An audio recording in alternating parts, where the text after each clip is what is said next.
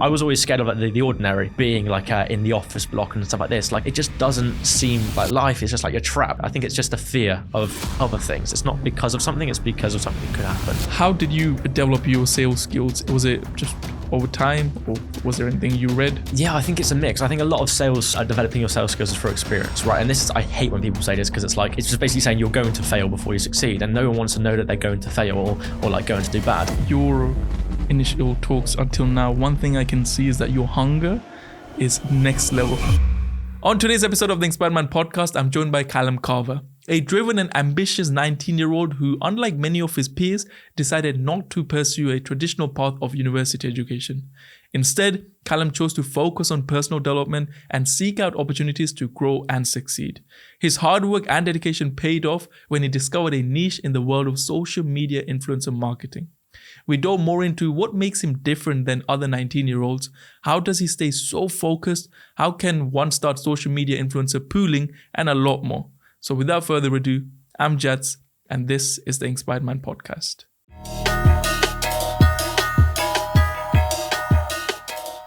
Callum, thank you so much for joining me all the way from Manchester on today's podcast. You recently moved out, which was amazing to see, a 19-year-old moving out. I did. Now, that's your story now, but I want to get to know you more from your journey, where it all began. So go on, let the audience know. Sure. So I grew up with a middle-class family, nothing crazy, south of the UK. And my upbringing was quite normal, I feel like, for the majority of people. I was well raised in terms of I wasn't given luxuries, or I wasn't made to work for everything. It was quite equal, I think. I did have some troubles growing up with family, which I think helped me to mature quite early on in terms of, looking after my siblings and stuff like that. And I think that really helped me to, like I said, mature and kind of take control. And I feel like I can kind of give a bit of that to where I am now in terms of like moving out quite early and sort of taking control of my own life quite early on. But yeah, I mean, it's nothing really crazy. I would love to have sort of like an incredible story growing up of, but it's quite average. I think I got into the entrepreneur world completely by myself. And my dad owns a business, but it was completely separate. Like he never pushed anything on me. It was all from Rich Dad Poor Dad, the book. I read that and it all kind of like sparked my mind to this whole different world of finance and entrepreneurship. And yeah, I mean, I would love to give you a story, but there's not too much to sort of go on from my childhood. I mean, that's already great. I kind of understand where the part in you of maturity comes, because when I see your videos, one thing which sparks in my head is like, you're just 19. Yeah. And I guess I started my journey at your age, yeah, whereas you are already ahead in your journey. What do you think makes you different as a 19-year-old compared to other 19-year-olds? That's a good question. What makes me different? I don't know. What makes me different in terms of like the decisions I've made, kind of thing? Yes, in terms of like other 19-year-olds are lost in their life right now. Yeah. But you are on a set path to what you want to achieve, and you're already way ahead than most 19-year-old or 18 or 20, even 22, 23, 25-year-olds. Yeah. Okay. Yeah. No, I think it really sprouts from the terms of education and stuff. I mean, I always say, and I talk to a lot of people about it, that when we are in education from school, from literally the age of about like 5 years old to 18, 19, when you either go to uni and stuff like that, you are put on a set path of taught what to do and taught what to learn, this kind of thing. Whereas when you decide to leave and either go down the route of uni or do your own thing, it's completely up to you. And a lot of people just completely neglect education. Why would they want to learn? But I feel like when learning about something that you're actually interested in, it's completely different. It doesn't feel like education. It feels like a hobby. And I feel like when I say education, I mean like learning about the real world, like subjects and stuff like that it means nothing compared to what actually goes on. And I think it's really taking initiative to actually be like, okay, cool. What am I going to do with my life? And I've always trying to like find the answer to what is the meaning of life and stuff like that, to find out what do you actually have to do. But I think it is really figuring out like what do you want your future life to look like? And then making kind of like a path towards that. And I guess where I feel like I'm different is that I took the initiative to actually decide and be like, okay, cool, I want to do something. And it is also a massive mindset switch. You know, you get nothing without mindset, because you can have the whole blueprint and stuff, but with the wrong mindset, you'll go nowhere. So yeah, I want to say it's education. I mean, I never liked education. I got like average grades and stuff like that. I passed my A-levels, but it was like 3 C's. Like, it's nothing crazy. And I think it's really taking the initiative to be like, I want to do something different. I want to make something with my life, and understanding what's the meaning of life? Is it time freedom, location freedom, this kind of stuff, and then working towards that. So yeah, I would say initiative is like the main thing of actually deciding, hey, cool, like what do I want to do in the future? Where do I want to be? And then kind of like a reverse engineering it, and then working out what your next steps are. Okay, so let's say another Callum who's 17 years old at the moment, wanting to achieve the same thing. He's got his kind of end goal of what he wants in his life. What would be the first step? What was your first step you took? Education, 100% education, because, you know, I mean, like I said, it's even picking up the book, Rich Dad, Poor Dad, right? The first book I read. Really, like, because it's hard to explain, but you're not open to the world of what it actually is like unless you look for it. It doesn't come to you, especially, you know, if you're growing up into a middle class family and your parents weren't like untraditionally successful or anything like this. You don't learn about it. And I mean, TikTok and all social media stuff is fantastic, because you see these people driving incredible cars and stuff. And I think I do owe a bit of my, like, where I am now to that, because it's kind of seeing other people. I mean, I started off doing affiliate marketing, and it was seeing someone like making money online. It's like, why can't I do that? So yeah, I think it is education, like just reading a book. And it's so hard to just say read a book, because no one wants to read a book. But when you realize, I mean, I would say education in like an avenue that you want to go down and pursue. And of course, I mean, this makes me happy in terms of the financial freedom and location freedom I have, but that may make other people happy. They may want to go down the route of, I don't know, being creative with film and stuff like this. So I think it's really just, I don't know, it's really hard. I mean, it's one of the main things of what do you do after school? You know, a lot of people just like now dead in the water. They don't know what to do. And uni is kind of like a cop out for a lot of people in terms of, I'll just do that and keep just going with the flow and just see where it takes me. But yeah, I think it's taking initiative to sort of stop and really look at your options, and then reverse engineer it from there. I think I really agree with that point, because just like you, Rich Dad Poor Dad was my first ever eye opener into the world of how to become rich and why you will never become rich if you don't take certain steps. And then after that, the book was Secrets of the Millionaire's Mind. These two books have been the biggest impact on me, which has allowed me to be here. You didn't choose the uni route. No. You didn't. No. Why was that? I think it was because I got quite clocked onto this. I mean, Rich Dad Poor Dad, I read it towards the end of college. So I kind of got to realize, whilst people were doing their, what's the form you fill out to go to uni? Personal statement? Yeah. When people were doing their personal statement stuff, I was like pushing it off, because I was reading books and I started doing affiliate marketing online, and I was like, I don't want to go to uni. There's nothing that interests me. And I kind of did like, can I swear? Is that right? Yeah. Okay. I kind of did shit on it a bit, because I was like, you know, people just do it because they have no idea what to do. And I have kind of gotten a better rounded understanding of why people do it. And actually, you know, sometimes it's because they want to go down the route of, building connections and relationships and stuff. But for me, it was just like, it's nothing I'm interested in. I understood the money aspect of it and like the debt looking forward. And I just kind of clocked on, you know, I can do it myself. I can do something different. And yeah, uni was like, it was never really an option I considered. And my parents, to my luck, were never pushing me down it. It was just like, do what you want to do. We'll be there kind of thing. So I was very lucky in that aspect. That's really nice. I think one thing which comes in my head when it comes to choosing uni, just like you said, most people don't know what to do with life, and that's why they choose uni. I 100% agree. That was me. I was just like, yeah, we'll give me extra 3 years to think about what I want to do in life. But when you are in that position, there are other options, but it sounds or looks riskier. Yes. How did you overcome that of like choosing the not uni path? 100%. I mean, yeah, that's it, isn't it? It's also in terms of how much risk you're willing to take on, because uni seems kind of risk-free, because you have to worry about the finances well on in the future when you're making the right amount of money and stuff. So I think, after college and stuff, it's either apprenticeships, uni, you go into start working, or you do something else. And for me, risk played a big part in it.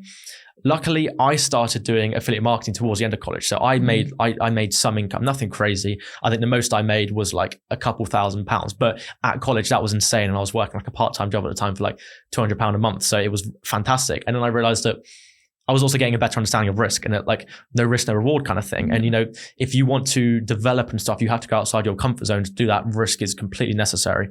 And I mean, yeah, I was quite lucky in the fact that I understood what risk actually meant. But yeah, a lot of people, that is the reason, isn't it? It's, you know, risk, you know, because what happens if they fail? But I you know, to my benefit, I was able to take so much education from other people, like people that have done it before me, and you know, big business owners and social media, such a benefit of that, and see what they did. And one of the main things was risk. You know, you have to take risk, especially young. You know, you can fail and fail and fail until you're like 30 and then pick stuff up. And actually, you know, what is it? Who's the owner of KFC? Colonel Sanders? Yes. Yeah, I mean, he started when he was like 60 or 50 or something, right? Like that, yeah. And he was like, yeah, I mean, obviously you don't want to be that old, like reaping the rewards, but you know, you can start very, very late. And some of the most successful people, from Jeff Bezos and stuff like this, started quite late. So I think you can mess around for the first 10 years if you wanted to. And then actually, like, yeah, you know, put it into gear and start doing stuff. I think that's the part most young people don't understand, is that even if you fail in your life till 30 years old, just get a job after that, and you're still going to be in the same path as what everyone else is doing. But if things work out in your mid-20s, you're set for life. And I think that's what you have chosen. And I think, just like you said, no risk, no reward. And the reward now for you is like ultimate financial freedom for the rest of your life, not having to work for someone else and build their dreams. For your affiliate marketing business, how did you do that? Like, was it just through TikTok? How did you make money? Yeah, so the affiliate marketing thing, it was quite scratty in terms of there wasn't a full process. It was like, it was literally from TikTok. So I saw someone made a TikTok video of making money online kind of thing. And I saw quite a few of them. So I signed up to this course. It was like $7. And it basically taught you how to do affiliate marketing and then taught you how to affiliate for their product at the end. So it's kind of like Andrew Tate's like Hustlers University, where you learn to do affiliate marketing and then like you can affiliate our product. And it was that. So it was a course that I took, teach how to do affiliate marketing, and I did it for the course. You get like $2 per sign up, right? But within the course, they upsell people. So if you sign someone up to the course, they got upsold, you get a cut of that as well. So the end goal. It's like ClickFunnels. They had a... Exactly. Yeah. So it was called Legendary Marketer. I think I've heard of it somehow. You probably have, because it was really big on TikTok, and then it kind of got drowned out because so many people were doing it. The fact that there was no scarcity around it. And yeah, you get upsold within it. I think it's like a $2,000 program where they're going to do like mentoring with you. And then one of the people that I signed up did that. And then I got like £1,000 commission. Insane. And that was really affiliate marketing. I went for about 3 months probably. And I just started making content on TikTok. Like if you were to scroll back through my content, it's like the cringiest thing. I hate it, but it's like, I was like, this is how you can make money online. Awful. I'd never do it again, but it's kind of like, you can say anything, and it's so easy to make money on social media because you can do that kind of stuff. And I did that for about 2 months. Went well. It kind of dried out a bit, I guess. And I didn't continue to pursue it. I continued to just make content because I was like, I got my first brand deal like £30 or something when I had like 10,000 followers. And I was like, I can do this instead because affiliate marketing, it was time consuming. And I remember college, because my college was quite a way away. I had to get like a 45-minute bus, and I had to get there for like, I think, 8 in the morning. I would wake up at like 5 in the morning and spend like an hour doing affiliate marketing, building like different processes and systems and stuff, and then go to school, and I'll like fall asleep in lessons. Like, it was sort of this classic thing that you see from an entrepreneur, but it's really sort of, I think, created the foundation for where I am now, and the hard work ethic and stuff, because people, you know, don't have enough time during the day and stuff. I had to wake up at 6:30 typically to get to school. So I just woke up at 5 instead, you know, and did it before then. So that's the affiliate marketing journey. It didn't last too long, but I'm very, very glad I did, because it kind of created like a start for me. It sparked a fire. I was like, I can make money online, and I just pursued other avenues. So if I didn't do that, I wouldn't be where I am. So yeah, super glad I did that. I think from your initial talks until now, one thing I can see is that your hunger is next level. And I think that's the main ingredient to anyone's success. If you're not hungry, you are not going to succeed in anything you do. And that's one thing I really like about what you're doing right now as well. You started TikTok, and one thing about TikTok I also want to say is that your first is not going to be as good as your 100th. And so when you said your first video was cringy, you don't want to see my first video. I used to do dance videos on TikTok back in the days. Oh my gosh. And then I moved to making motivational videos, and then I moved to the finance videos as well. So I completely understand from that point of view. What sparked your interest in starting content creation? Was it because of affiliate marketing, or you just wanted to after seeing people on social media? I think it was because of affiliate marketing. I started doing affiliate marketing, and I never wanted to do the content creation. I didn't tell anyone about it for so long, and then my friends found out about it at school, and I was like this affiliate marketing guy. But it's switched on its head because now they're like asking for advice and stuff, right? So it's that kind of big old like, look where it's come to. But yeah, I started doing affiliate marketing, creating content just around this one product. And it was awful. Like I would be like acting out and stuff. And I had like a Samsung as well. And Samsung never worked well with TikTok. It was all frame rating and stuff like this. Yes. So it's awful. If you go back through my content, I might do it with yours later and see where you came from. And yeah, then I think content creation, it kind of sparked a passion in me when it's quite an easy job to do, especially when you're starting out. Like it's nothing crazy, especially when you start making money off it. You realize that, this could be a full-time income depending on how you scale it. And I love content creation now just because of the impact I can have, but I never really loved the process of it too much. It was never like, I just want to record a video. It was more just like, I know this can build into something. And like you were saying about the hunger stuff, I wanted it so bad. So I would start anything. I tried everything from your drop shipping. I remember the first time I did like drop shipping and a product. It wasn't nothing crazy, but you remember when Wish came out? Yes. Yeah. When Wish came out and like all my friends were like getting this like free like plastic watches and stuff. Yeah. I went on Alibaba and I bought a bunch of iPhone chargers and I started selling them around school. And it was like my teacher was asking for one and stuff. And I was like, I didn't label myself as an entrepreneur then, but that was when I was like, you can make money online doing other stuff. So yeah, content creation, it was never because I had this massive passion. It was because it was one of the avenues I could take to expand and evolve. And then I kind of see it as like you plant a seed and then things grow out of it. And content creation has always been that. So because of now what I've built out of it would have never happened if I didn't make my first TikTok video. So yeah, I just keep it going. I think that really makes sense. And when you spoke about dropshipping and everything, I'm sure until now you've had few failures. Have you had any? Yeah, quite a few. It's never been anything crazy where it's been to the point where I've lost thousands and thousands. But I tried like social media advertising and stuff and doing like the middleman stuff where I would get a client, I would then hire a media buyer and let's put two and two together. I'll just be the middleman, like reaping the rewards. I failed now. I messed stuff up. I've lost hundreds and hundreds. Dropshipping, I never like pursued it fully, but I did try and explore it. I tried to like eBay dropshipping and stuff. And I think I probably spent like £100 on like listing items to never actually get sales. So yeah, I failed, but it's kind of like minor setbacks, major comebacks kind of thing. How do you overcome? Well, I'll just let you answer. How did you overcome the setbacks?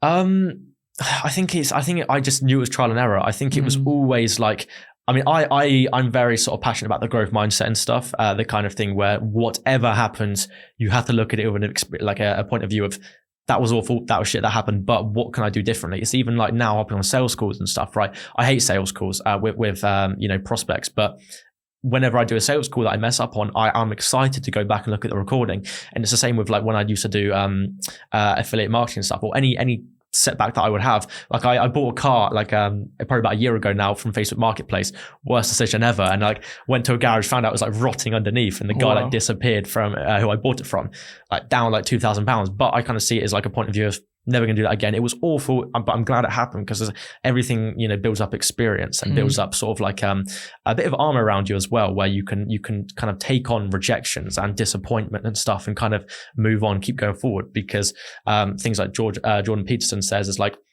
just do one thing, stick at it, and you will get somewhere.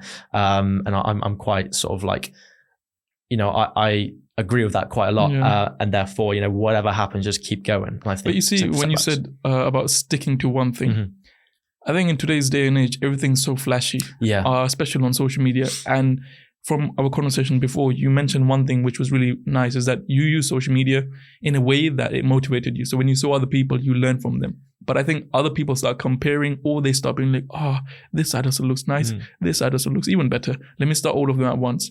How did you kind of, at just age 19, which is still really young, be like, okay, this is the one I'm going to choose. I'm going to go all in and I'm going to stay focused on this. I don't care about the rest. How did you come to that conclusion and be like, okay, I'm going to be focused in this? Yeah, I think it was when I saw like a spark of success from it. You realize that there is proof in the pudding that it works. And there's so many stories of people that have done dropshipping and Amazon FBA and failed and sort of like given up. And I think there's a kind of like a fine line, because like Einstein says, it's like the definition of, I think it's insanity or something, is doing the same thing over and over and over again and seeing no difference. But it's also like you've got to keep doing stuff until it produces results. So there's kind of like a fine line where do you stop because it's not working, or do you keep going because never give up kind of thing. And deciding what to actually pursue, I think with what I'm doing now, it's kind of like an evolution of what I've done before. So I did affiliate marketing. After college, I tried to like go and apply to a bunch of estate agent jobs. I was going to be like, because property and stuff like that is always one to look at. Yeah. And I was like, I'll do that. I went in like a suit on, went to apply to a bunch of jobs. And then like the end result was like, you'll be paid like £6 an hour plus commission. And then I was like, value, like doesn't make sense at all. So I did social media management for like local restaurants and stuff. And since then it's evolved into what I do now. So I think I do agree with what Jordan Peterson says about like just sticking with it and something will come out of it. But I also think adapting and evolving around like what is working, what isn't working, being smart of it is extremely important. I couldn't do social media management forever. It wasn't going to work. And I kind of had to like branch off that. But if I didn't do that, I wouldn't be doing what I'm doing now because I wouldn't have had any experience with it. So yeah, I think it's a mix between adapting and sticking with it, and kind of like adapting to the market and stuff like that. Same with making content, right? You kind of got to keep evolving your content to keep up with the algorithms and what other people are doing. So yeah, I think it's sticking with that and adapting or evolving it. I think the business you have chosen is really interesting. I actually have done no research into it. I just want to learn it from you. So I was like, I'm not going to even bother researching. Yeah. And initially what I thought was you being the middleman between the influencer and the business. That's what I thought it was. And then you take a cut. But I think what you mentioned, you said you done that, but it didn't work out. So what is SMIP? Yes, so SMIP, social media influencer pooling. So it's kind of like a name that I coined on like a business model. And there's nothing innovative. It's like it's a twist on influencer marketing, but it's done in a different way. So typically influencer marketing agencies would go to a company and be like, you need to be doing influencer marketing. Now, the way influencer pooling works is that you basically grab a pool of influencers within a certain niche. You go to the company and you say, your ideal customer is the audience of my influence that I have. So I could grab like 100 finance influencers. I'm not signing them to anything. It's basically just making a connection. So it's like reach out to them. Hey, this is what I do. Are you interested in hearing brand deals? Now the benefit of this is that you take no cut from the influencers because you charge a management fee as if you're doing Facebook ads. You go to the company, you kind of bring your expertise of being Gen Z, knowing how TikTok works, knowing how social media works, and you manage the campaigns, but you kind of bring it to them as like a direct marketing asset. And it's like, cool. It's like a funnel. You say, here's 25 finance influencers with an audience of your ideal customer. You can put money in them. You can get like results out the other end. So it's more of like a funnel, a process, I guess. But it is just a twist on influencer marketing. But it's a way in which you do it where you don't have to sign up influencers. You don't have to do all this sort of like contracts. And there's not much sort of what's the word? You have much liability in it, right? With like, you don't have to build up everything. It's kind of like you're just a middleman putting the two into the processor together. Which and you charge the business the fee, not the influencer. Yeah, so the influencer, you take nothing from the business is just like a management fee. So say, for example, the business's budget was like 5K for the influencers. Yeah. I typically charge as an agency 20% of that to manage everything and produce results. So the 5K go to the influencers, my fee is completely separate, which means that it's both parties are happy. Influencers don't feel like they're being like a shortcut. Company just sees it as like a management fee, like Facebook ads or anything, which is fantastic. And yeah, I mean, it's just a bit of influencer marketing that's done differently that works because companies haven't seen it done in such a sort of efficient way before. Typically, it's this whole process where you have to find influencers and outreach. But the way that it's done with influencer pooling is that you've already made the connection with your pool of influencers, so it's very quick and direct. And I get, does that sort of make sense of how it works? I think it definitely makes sense. But in terms of the business itself, would they be running ads or they would be just organic content creation? Yeah, all organic. So it's like brand deals, essentially. So whenever, say, for example, a money management app or something wanted to launch, you kind of just give them the amount of influencers. And it is kind of diving into the sense of what audience does the influencer have? Are they perfect for the app and stuff? So you do have to do a bit of strategy and like make it make sense. But the majority of it is communication and making sure everything is running smoothly. But yeah, there's like no contract. I mean, there are contracts signed with the company and stuff to make sure your agreement is sealed. And with the influencers, you're just signing a contract on the company's behalf, but it's nothing like solidified. It's more just like an agreement letter, I would say. So it's very it's very light. Yeah, makes sense. And for a person who has not touched that kind of business model, how long do you think it will take them to get their first client? Yeah, so I mean, I think it's like with any business. It's kind of like the amount of work you put into it will relate in how fast you scale, right? But with this, it's fantastic because there's a bit of process before it where you have to build up your influencer pool, and this is kind of like your asset. Now, you're not using them as like, I mean, you are kind of using them as leverage, but it's not in a negative way because you're just bringing the influencers brand deals. And I mean, yeah, I would say, it completely depends on exactly what niche you're trying to attack and this kind of stuff. Like finance, for example, we know it's quite a hot topic across social media and TikTok. And it's one that I was interested in, and that's why I went in the finance niche. If you go in the beauty space, I haven't got a clue about the industry and how it works and how like fluent and quick brand deals are. I don't know if the market's right at the moment. I don't know if it's wrong. So it completely depends. But once you have the whole process and you have the blueprint and you put it into action, obviously it depends again on how much work you put into it, but it can be quite quick. It's not like this whole thing isn't get rich quick or anything like that, right? It's a business. It takes time. You have to hire teammates and stuff. But it's just quite lucrative on how you can get into it. And, there's no leverage attached. There's nothing attached to it where if something went wrong, everything will crumble. You can kind of like, I spoke in a YouTube video. It's kind of like it's not the wings on a plane. It's kind of like the cargo in a plane. You like the business, you can throw it out if something goes wrong. Whereas if, I'm not sure what other business models, but like drop shipping, put all your liability into it and your money into it. If something went wrong, you crumble down as well, which is, it's with all SMMA, like service-based business. And it's a service-based business. So the profit margins are a lot, in your case, it's whatever you charge is all profit. Yeah, all profit. I mean, you can hire teammates and stuff when you scale a bit. Obviously that's the whole process of a business, but it's all profit. You don't like pay anything or pay any sort of like advertisement fee or anything, which is fantastic. How long have you been doing it for? So I've been doing it. So I like a bit background on my journey. I did social media management for companies, and then tried to do Facebook ads. Didn't work at all. I tried to do like the Iman Ghazi stuff and like follow his journey. Didn't work at all for me, just because I was like I said, I lost some money with it because I was just going in as a noob. And I would like, although these businesses are portrayed as like jump in, you can do it from complete beginner. You need knowledge, you need marketing, like basics and stuff. So sorry, what was your question? I completely. Oh no, I was just that gave me. My journey. So I did social media management. Yes, social media advertising, and I've been doing like this SMIP kind of version now for about 8-9 months, I would say total. And I mean, for the first couple of months, I was kind of like forming it because it wasn't like I wasn't a YouTuber where I could watch it and take his course and just copy and paste. I had to kind of form it myself from social media advertisement, from management, from being an influencer. I took a lot of knowledge from that. I've probably been doing it for about 8 months now, I would say. I think being an influencer does help in the sense that you can get connection with other influencers 100%. Who can be part of your kind of a little rooster, which you call as well. So I think that's also great. And in terms of Iman Gadji's, so I saw his a recent video someone put up. It was like Iman Gadji lied to you about. So that video blew up. It got like 500k views, and I'm like, what's this guy talking about? So I clicked on it, and it was interesting to see, and I understand where he was coming from as well. And I think starting SMMA or just anything related to social media, I think you probably said it right. It does take a lot of time, effort, and work in. But I think it's portrayed so easy. I think it's not just that. Even Amazon, dropshipping, people portray it so easy that when you start doing it, you realize there's so much work, there's so much effort you need to actually put in before you see any results. 100%. In terms of keeping on doing the same stuff, even when you get rejected from a brand, how do you keep yourself motivated to keep going on another call? No, it's hard. I mean, like I said, I don't even like sales calls. So regardless, I hate to jump on them. It's kind of like this anxiety that I have to even jump on the calls. But I know that I am educated in it. I know how they work.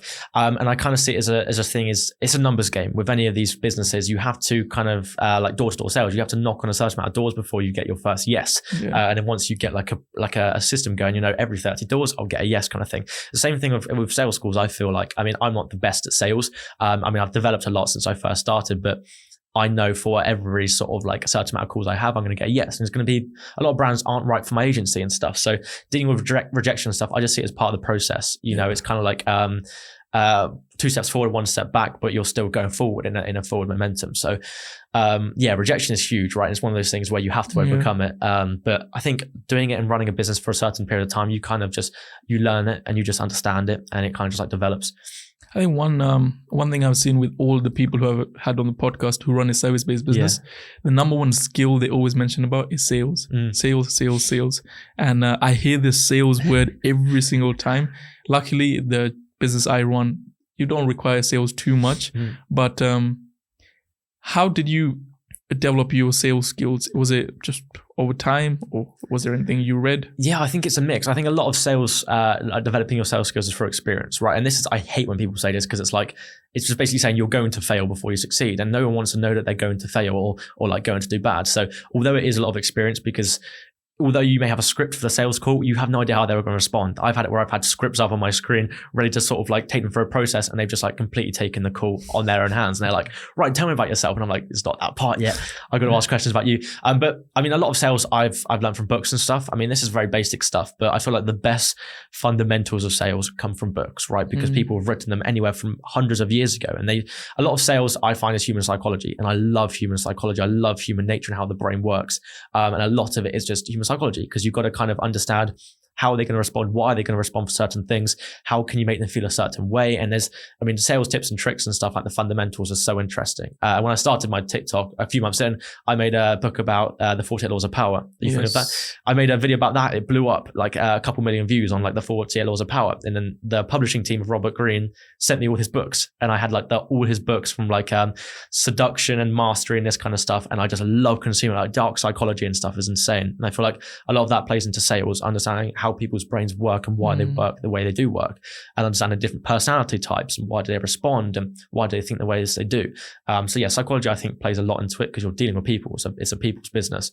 But yeah, I mean, as much as I hate to say it, sales comes from experience. You'll never know how to accept rejection and fight back when you're on the back foot of like being pushed about and stuff until you've been in that position. You can take 50 courses and stuff, but until you're there, like shaking and like on a sales call and stuff, about to press join the call, you never know how it feels. It's not even that scary, right? Because as soon as you're done, you fail, nothing's changed, right? You haven't gone backwards. Not like your business hasn't crumbled. Maybe you made a bad like impression or something, but you know, it's a numbers game. So you're going to jump on a certain amount of calls before you succeed, I feel like.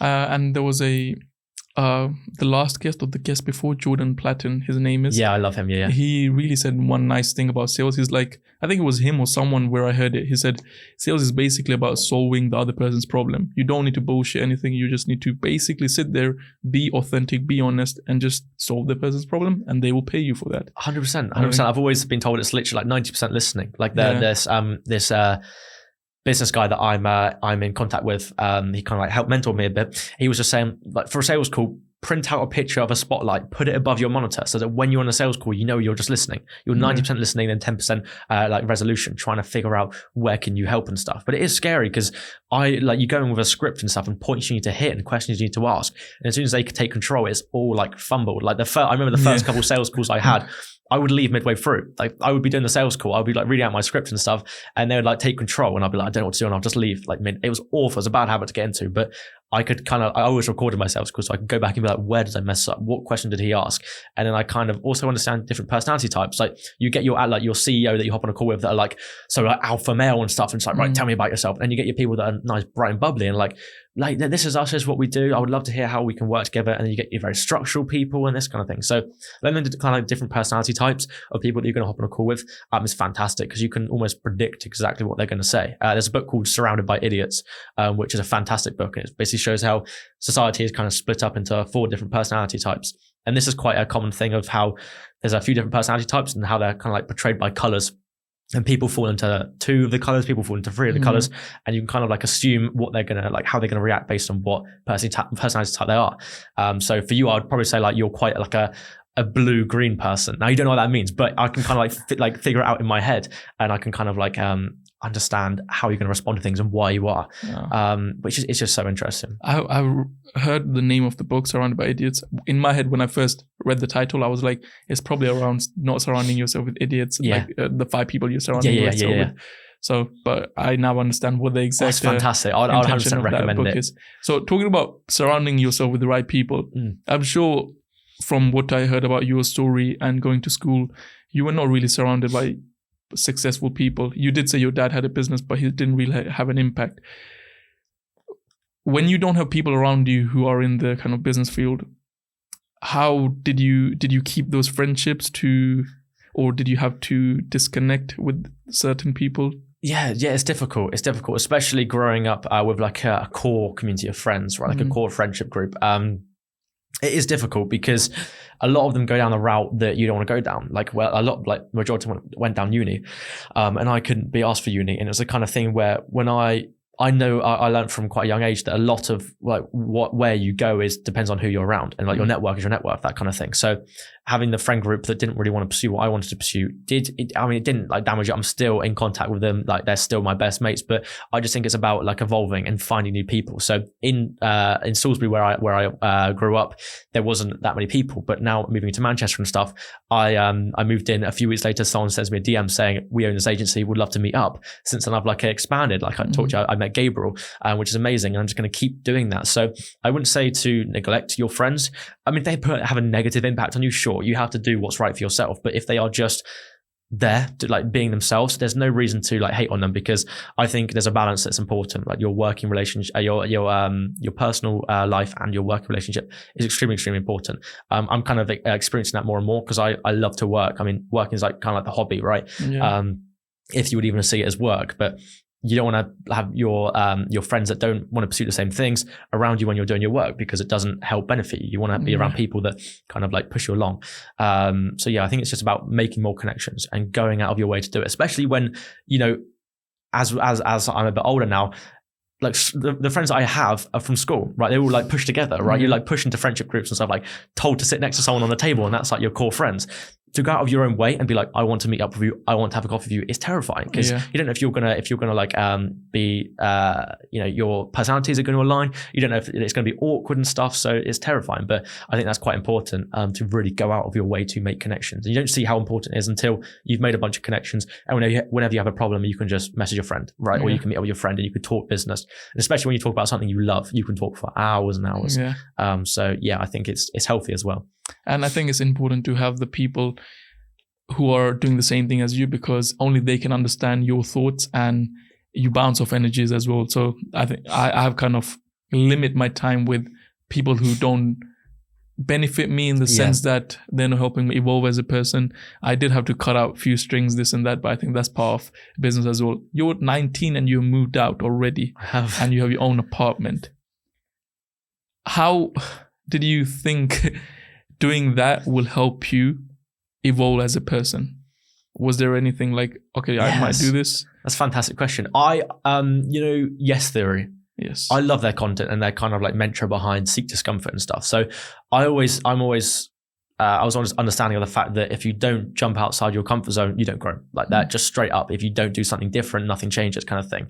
So it's even like, you know, going to the gym and stuff. If you don't want to go to the gym. If you do it and you jump outside your comfort zone, you will grow, you will develop the muscle. So I think moving, it was just about time. Myself and my missus have been together for like almost 3 years now.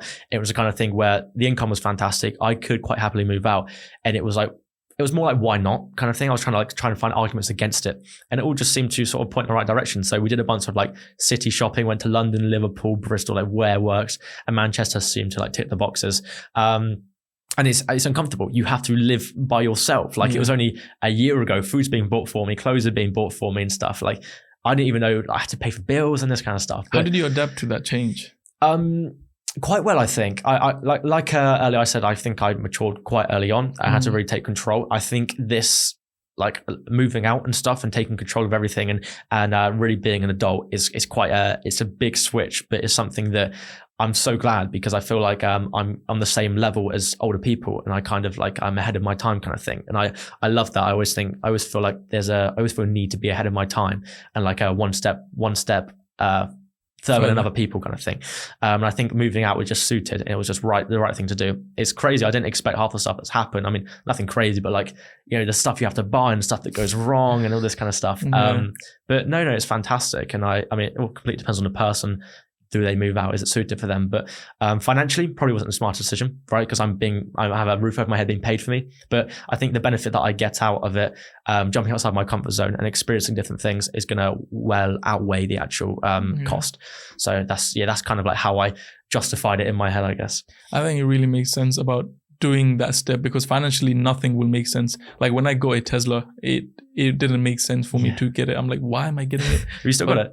I sold it because I didn't like it. Oh, really? Now I'm waiting until the next year till I get the next car. So I want to get a Porsche, which is the next car I want to get. Well, I don't want to get the sporty version. I want to get the Macan, more like family. Yeah. Well, I'm 23 years. Is that the 4x4? Yes, the 4x4. Yeah. So it's kind of the sexy looking 4x4. Well, I prefer it compared to the other 4x4s which I've seen. So that's the next car I want to get. Will it make financially sense for me? Definitely not. No. But will it keep me outside my comfort? Yes, 100%. And talking about you moving out with your missus, how do you balance your time between giving your other half time and then doing business? Because I know as an entrepreneur, I could spend all day, all night just working. And then whenever I have to go back to doing something else, sometimes I might have a guilt feeling like I could be doing something else right now.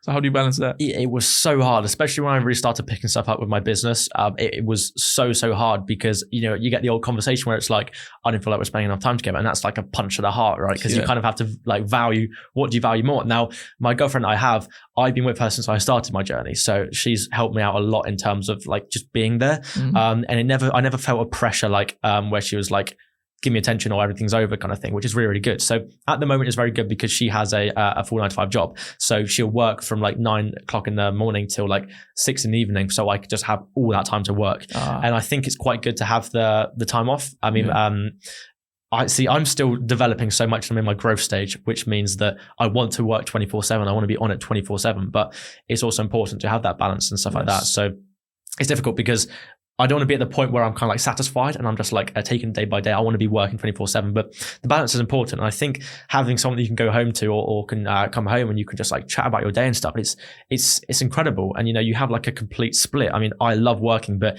it can't be my everyday life. It can't be what I do 24/7 because I would go mental. And I think I really do need a balance. So I'm very happy with what's currently going on and the situation. I think it suits me very, very well. There are times where I just want to work and stuff, and, you know, arguments can come up, but, you know, if you look at it from a more bird's eye perspective, it's like, it will make sense. It's all fine. So something you have to sort of like overcome. I know in a podcast with Jordan, he was like, he left his relationship and stuff. And I was shocked. I was like, I mean, obviously it's, you know, depends on your connection with the person, but because I sort of I built my business with my girlfriend and not with her, but, you know, she's been with me. It just made sense. It's a deeper connection. Yeah. It's all kind of like, it's fit into place as well. The puzzle pieces have fit in as per to, I had this massive business and I had a girlfriend and then time was split in half and it was all this struggle and stuff. So I think I was quite lucky with like the kind of dynamic it is at the moment. And I really like the way you look at stuff and your perspective towards life is perfect. Thank you. Like just when I was your age, man, my mindset was so bad. So compared to me, you read a lot more books than me as well. And one thing which I wanted to mention is that on social media, the people are always like, oh, your other half has to be entrepreneurial or else you shouldn't be with that person. I feel like what works for you is the only thing which will work for you and no one else. So you need to look at your own life, make your own decisions, and you're already doing that. So you're well ahead in time. 100%. When you moved out, did you think that, okay, as an entrepreneur, my cash flow can't be consistent? So did you ever have the thought like, okay, what if I go through months and I don't make any money? 100%. I mean, that's part of the risk you take. I was talking to my dad about it and he was like, if stuff goes south, like you have to have a backup plan. But I think a backup plan is smart, but also I think a backup plan sort of puts a safety net around you where you feel like you can fail. And this, for me, this is all or nothing. If I fail, like it's a kind of thing where like you don't fail until you quit, right? I'm never going to quit, so I'm never going to fail. And it's also like I'm never going to go backwards. Now I know how it all works. I know how money works. I know how to make money make you more money kind of thing. I can't go backwards. Like once you've made the switch to like the entrepreneurial mindset of like growth, you don't like unswitch it. Do you know what I mean? Like you can't then go work a 9 to 5 unless obviously stuff goes incredibly wrong. So sorry, I forgot your question again. No, I was just saying like for the inconsistency in your cash flow, was that something you feared when you moved out and then you said your dad? Yeah, 100%. Yeah, risk is imminent. I think it is always going to be risk, but it's also having a faith in what you're doing. It kind of makes you work harder as well in a way. It's like now there's bills like on my head if I don't do what I meant to do. But I've never looked at work. I think it really makes you work harder. Yeah, 100%. But I've never looked at it in that sense of like, I've got to work like to pay the bills kind of thing, because that makes me feel like I'm working 9 to 5, you know, I'm slaving away. So I kind of just think I work and then I get to sort of like reap the rewards, pay the bills, be comfortable with everything. But like I said, work, I don't see it as work. It's kind of like my hobby, you know, like what I want to do. So there's risk 100%, but I think, like you said, it makes you work hard. It makes you always know that, listen, you have to put the work in. But I don't think I would ever fall off anyway. So I guess it's like, although my mindset is pushing me along every single day, there's always that extra if something goes wrong, my mindset, I flop, then there's always that thing, you've got to pay the bills. So how do you overcome that part of the thoughts which come in your head? How do you deal with them? What kind of thoughts? So like a negative thought which comes in your head, you're like, whenever you're trying to make a decision, which you know is a wise decision, like moving out, and you probably had like probably hundreds of thoughts which were just like, no, you shouldn't do it. It might be bad, but like, what did you do to overcome them? No. I mean, I don't know. I think it is literally having a strong mindset, and it's quite hard to develop your mindset. There's no sort of step by step, do this and then do this and then do a challenge kind of thing. It's just over time.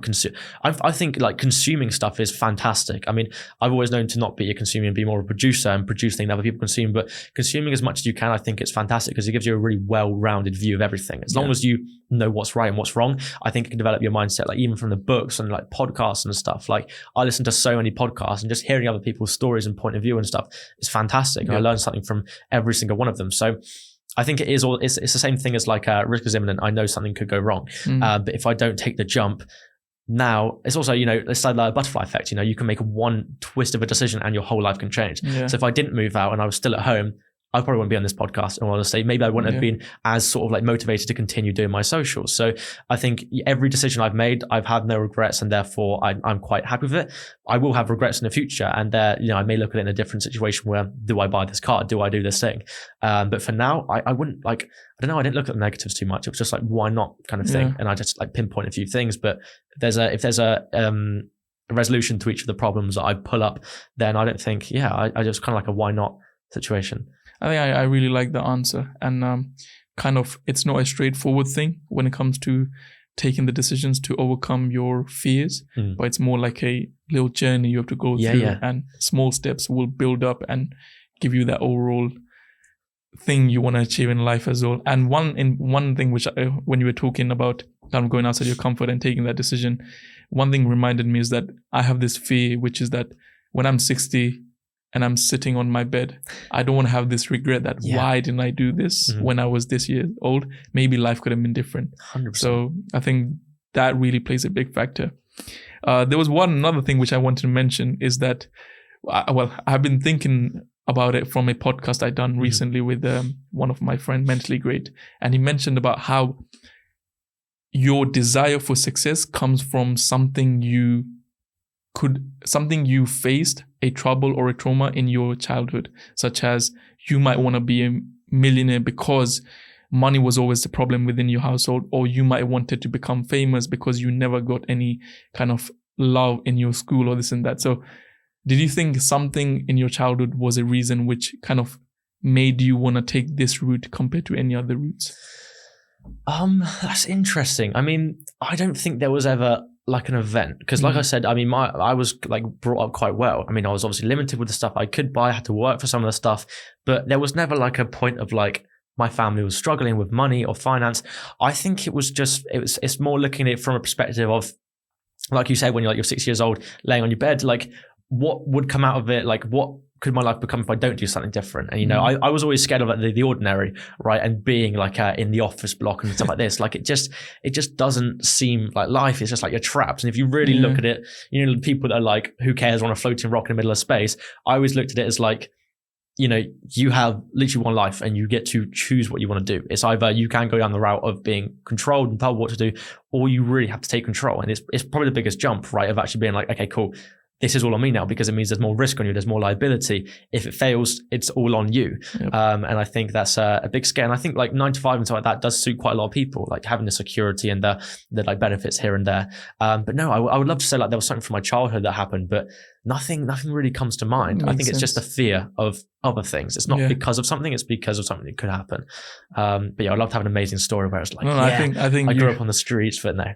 It really makes sense about you wanting to kind of pursue entrepreneurship because of the fear of you not being in a cubicle. And I think most people, similar to me, I have done a 9 to 5 job, so I know exactly what it feels like to be sitting there being told what to do, when to get lunch, and when to be in the office, and everything. When to even go to the toilet, Yes, everything related to that.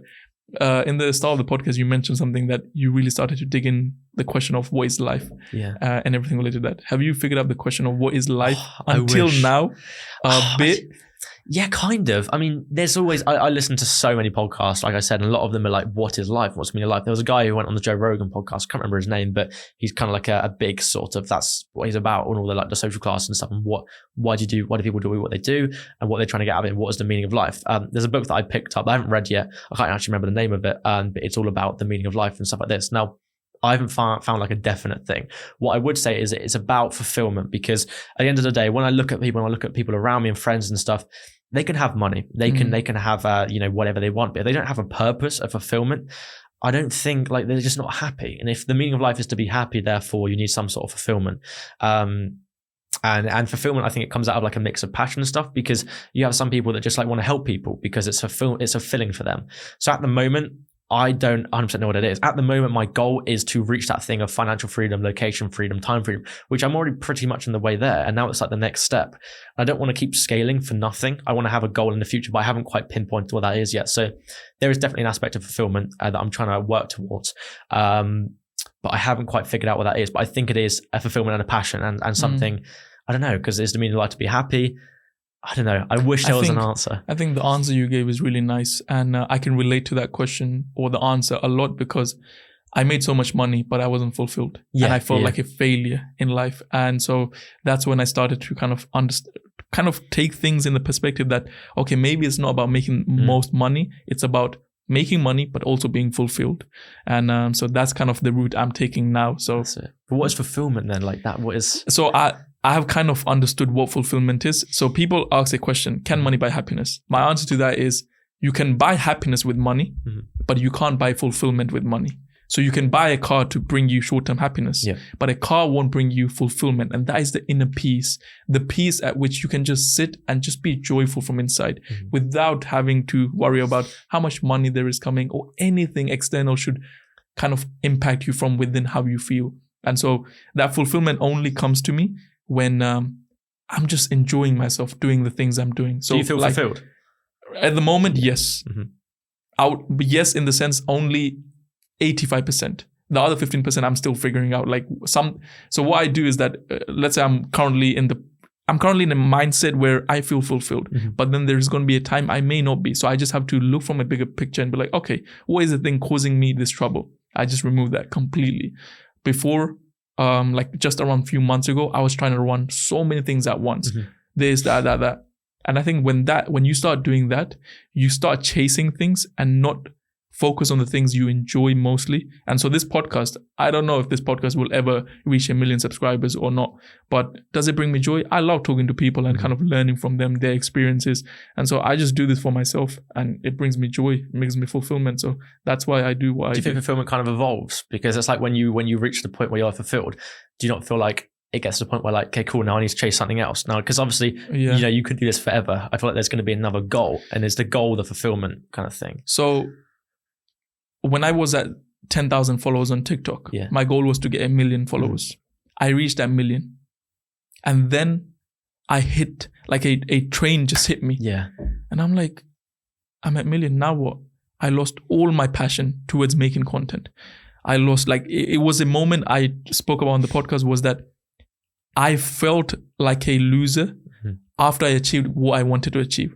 So when I reached that stage of reaching 1 million, I felt happy for, as I say 30 seconds, you feel happy, and then things go back to normal. And then it was like, okay, now I have to achieve the next goal. But then I'm like, if that's the case, then I'm going to reach 10 million. And then I'm like, okay, now let's go 100 million. So when will I reach the point where I will have fulfillment? And I realize it's not about the goals, but it's about the journey. I need to enjoy the process, and the goals will keep it in. It's important to have a direction, but most people kind of are so much in love with the actual destination that they forget to actually enjoy the journey. And that's what I forgot to do. And I think that's the only way you will feel fulfilled, is by enjoying the journey, because the destination you will keep reaching the destination. But if you don't enjoy the journey, you will never be fulfilled. I love that. So do you keep making new goals for yourself then? Yes. So recently what I started to do is that before I just had set goals, such as, let's say I want to get 1 million followers on TikTok. That was a goal. But that goal is not really controllable. I can't control that goal. So then I started looking at that as my destination. But then I'm like, okay, what is the process I need to do in order to achieve that? So I was like, okay, 1 or 2 TikToks every single day minimum for like 365 days. I need to do this. And if I don't do it, then my goal is just there. And I said, I'm not going to achieve it. So then I started doing those small tasks, micro habits or atomic habits. And then that made me reach my actual final destination. But I think just like you, I'm still figuring out the meaning of life, the meaning of fulfillment. And every time I speak with another person, they give me some insight into another thing. And I think it's allowed me to grow just like you say, when you consume stuff, you're able to see stuff from a wider perspective. And one thing I stopped doing was consuming a lot when I started producing. And so this year until July, I wasn't consuming anything since 2021 and half of 2022, nothing. Wow. And I was just producing. And I realized that when you are a producer, you will run out of ideas or creativity. So you need to keep consuming. And it allows you to have a more better kind of wider view. And when you speak stuff, you're not from just one 100%. Kind of perspective. That's why I was looking at it. Yeah. So that's why I started watching a lot of content. And one thing I realized about this S&P 500 is that I was such in a narrow kind of view that this is the route to millionaire. I always kept saying it, but then I realized exactly the same. And then you realize it's not. I realized that yes, that's one of the route, but that's not the route you have to take or the fastest route. There are other routes as well. So now when I make videos, I kind of go from like my recent YouTube video I made of how to millionaire by 25, my 3-step plan. It's more about like how you can choose the fast lane in the millionaire's fast lane to become a millionaire in 10 years rather than becoming a millionaire in 40 years. So those are the kind of stuff which I'm discovering as well. But I think reading, which when I saw your story about you mentioning all those books, I had to take screenshots of some of them. Like I need to read this one as well. Yeah. But talking about, I think I went on. I'm interviewing you now. Normally this doesn't happen in the podcast, but I just want to give my insight. The next thing I wanted to know is your journey up till now in your business world has been something which you never imagined would reach it. But how do you envision your business in the next 5 to 10 years? Yeah, fantastic question. So my goal at the moment is just keep scaling. I don't have a point where I'm going to hit like 100K a month, whatever it is, where I'm like, cool, I'm done. So I don't, that is something. Why don't you have a goal then? That's the thing, right? Because I feel like whenever I have a goal that I'm going to chase, there's going to get to a point where I hit that goal and I'm either going to feel very dissatisfied, like you were saying about the million. It's like, what am I doing now? But I feel like if you don't have a set goal, you just have I have yearly goals, right? So I want to do this by this year. But if I don't have set goals, I feel like there's not a point where of either satisfaction where I feel like, cool, I can turn that, like I can, turn the engine off now, I'm good, I'm here. Because I feel like that will happen. I feel like if I set that and I'm like, cool, I want to get to this much money, then I'm going to stop. I'm going to be like, cool, now I just need to maintain. And I don't want to do that because I think, I don't know. At the moment in the next 5 years, my plan is to just keep developing. I want to keep learning as well. Like education, until I'm about 25, I want to have consumed as much as I possibly can. Like every book that is somewhat beneficial to me, because I think just coming out of that whole rounded idea of the world as a whole, it will give me such a better perspective on what I actually want to do next. So I'm going to keep building. I don't have a goal, like I said, because I feel like I'm going to get to that point and either be satisfied and done, or I'm going to get to the point and be kind of like depressed. Because a lot of, anything from athletes and stuff where they reach a goal, they're like, what do I do now? Either they have the money or like, what do I do now kind of thing. I don't want to get to that point. So I think there's so many things I'm trying to avoid, which I don't know if it's the healthiest thing. Because obviously if you don't have a goal as well, you just keep going. I think, what do you actually reach? So I'm 23 and one thing I realized in my 20s up till 23 is you really go into like dilemmas about like, what do I want to be? Where am I going with life? Even after you have made all the money. And one thing I can say is that try and visualize your life you want to have in 10 years from now. And then whatever you're doing right now, does it match with that? Are you heading to that direction? Because you know how you said, if you reach your goal, then you might be depressed. But then if you reach the goal and you know why you have reached your goals and what you still want to continue doing. Like for me, it's always going to be continue working 2 to 3 hours a day at least. Even if I'm 70 years old, I have to keep doing that. If I don't, I'll go mental because what else will I do in life? Nothing. Then I have plans like traveling, but then you can't travel every single week or every single day. It's like every quarters. So it's like keep on building stuff while enjoying life. That's what my kind of end goal is. Never to retire. The word retirement doesn't exist. It shows you're not liking what you're doing. Exactly. So I think we are technically already retired because we're doing the stuff we are already enjoying, and this is our retirement technically. So I also like the surprise as well. I mean, of like developing it and continuing. Like, I didn't know I was going to start the business I did until it came about, and I was like, cool, I want to make this switch. So I do like the idea of the surprise of what's next, as per to being like, cool, in 5 years' time, I'm going to be a consultant that's, to speak on stage and stuff.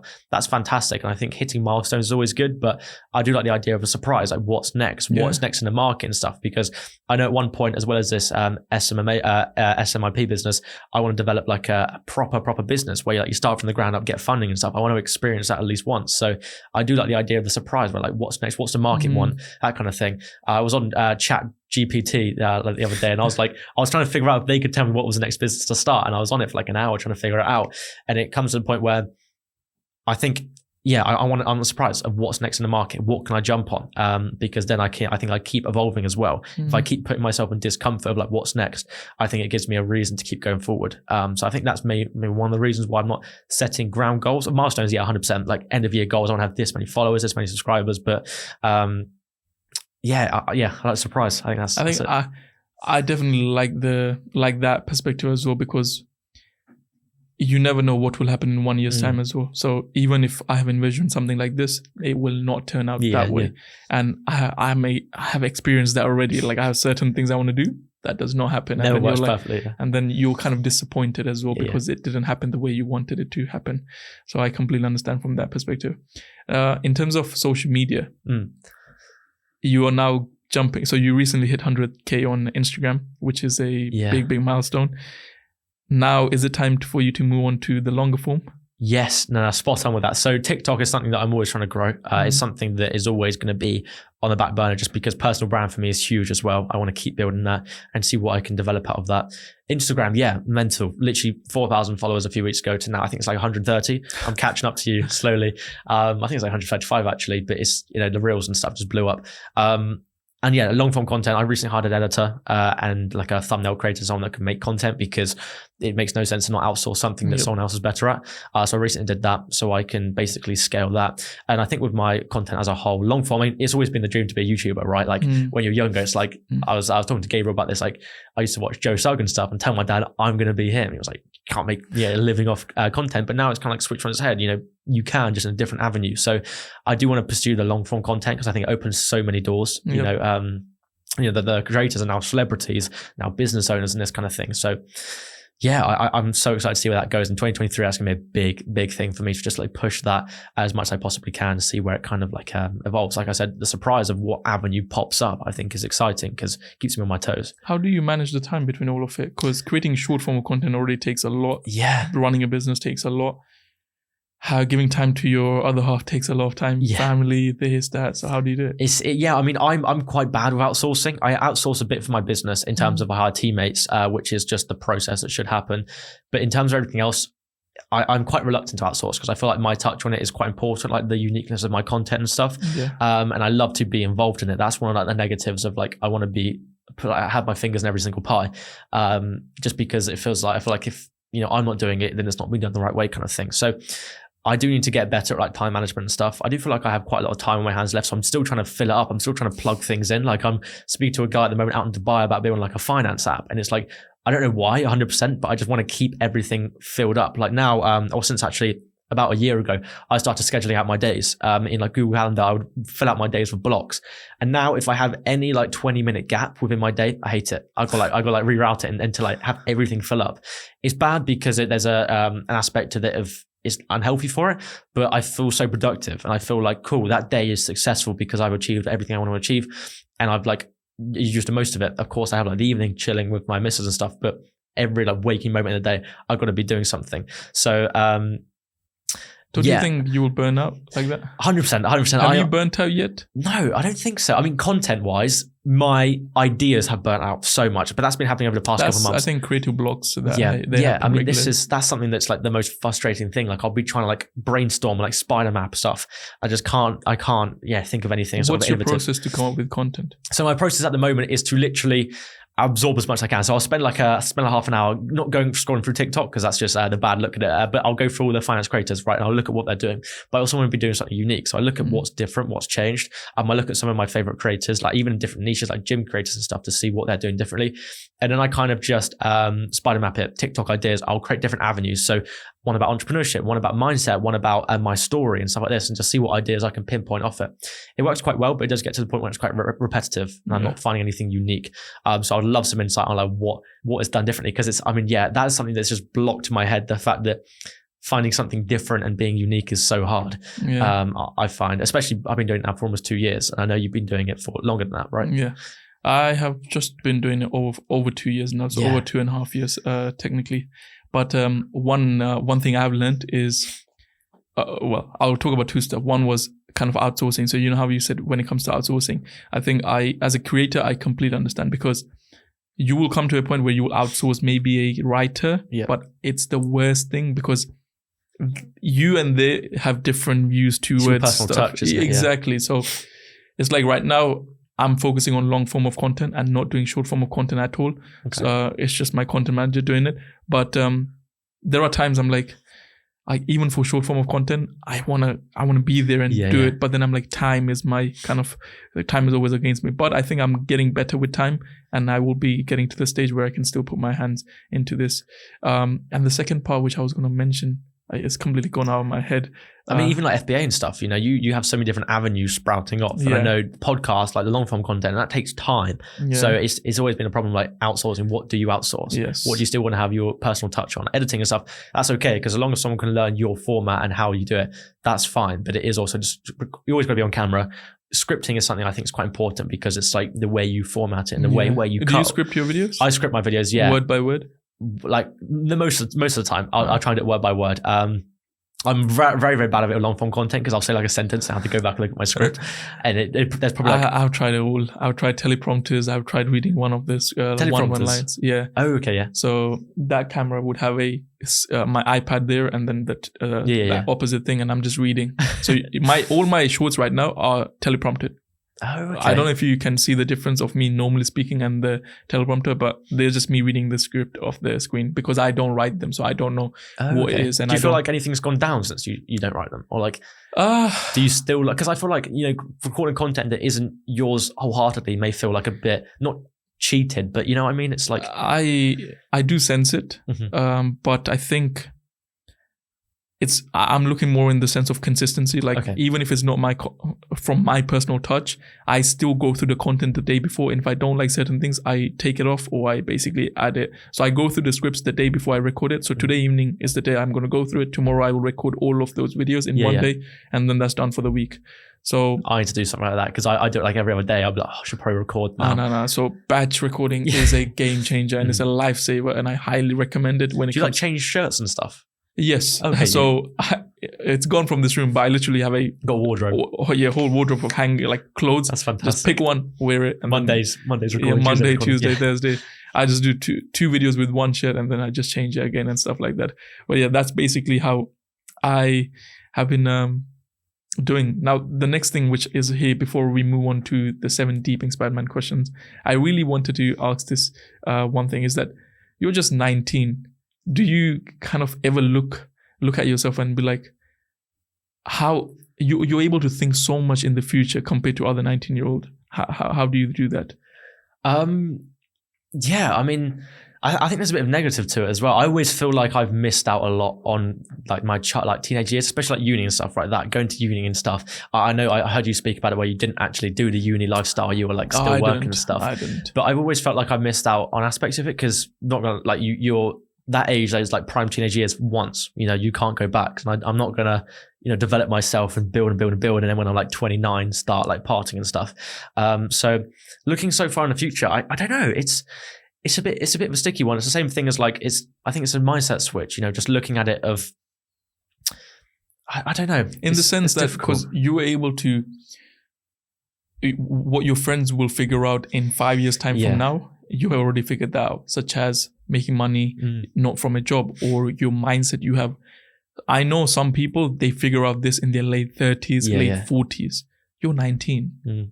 So it's like maybe one thing which I understood is your knowledge from books. And I think consuming has allowed you to learn from bigger people and who's already achieved much more stuff in their life, and learning from them has allowed you to kind of be well ahead in your timeline.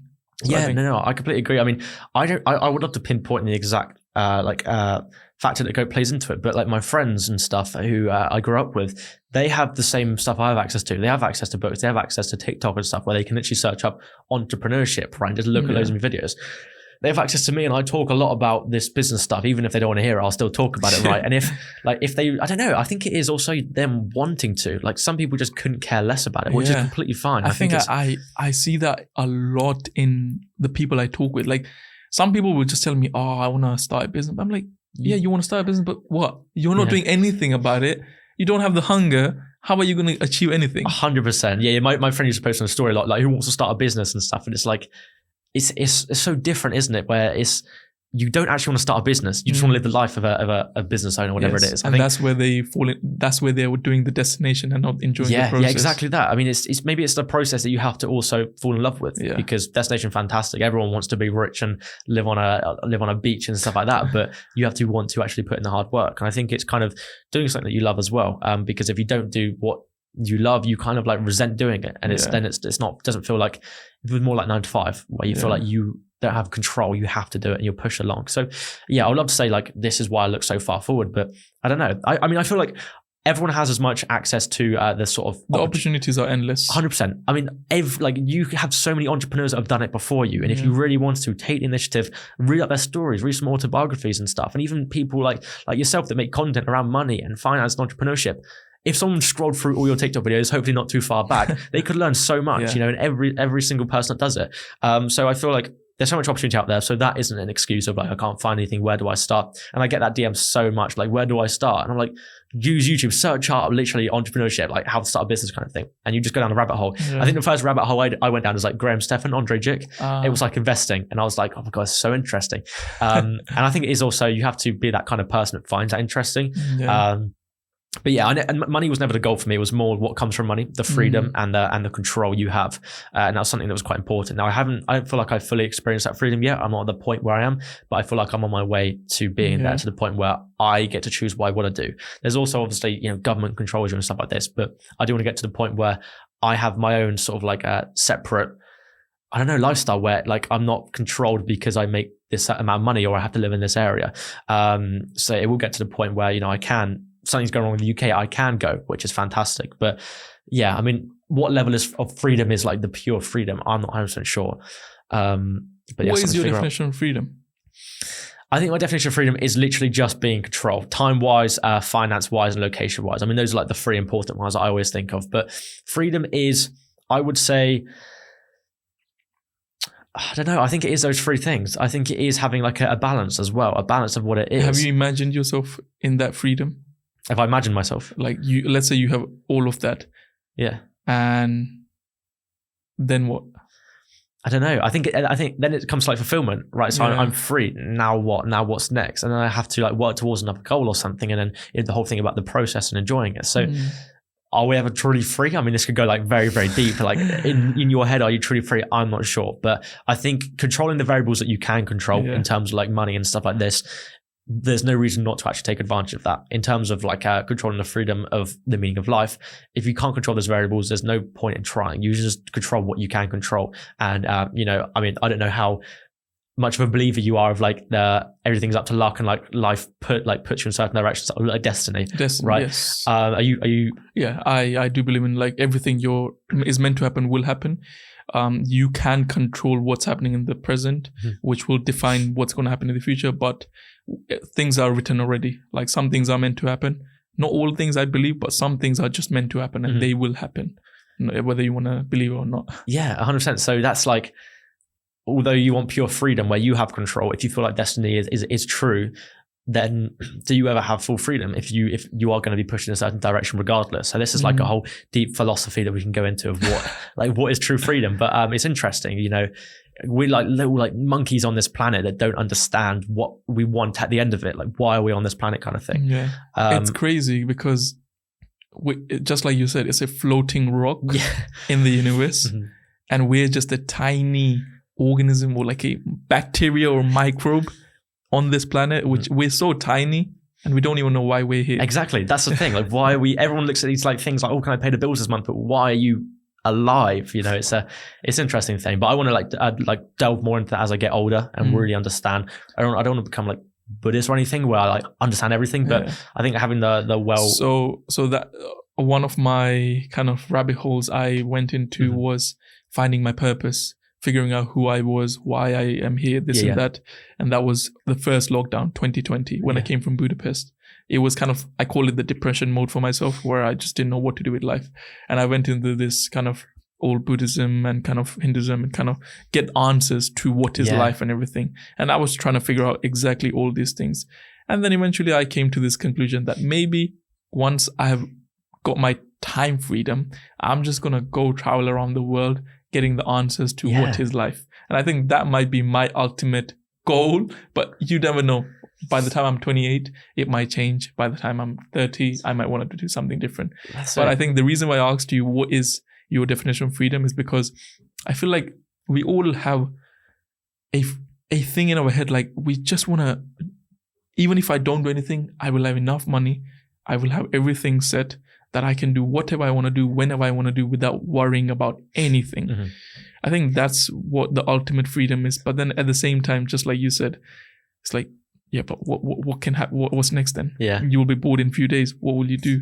So I think as we progress through life, we'll figure out all those stuff as well. So, yeah, because freedom is being in control, right? Essentially.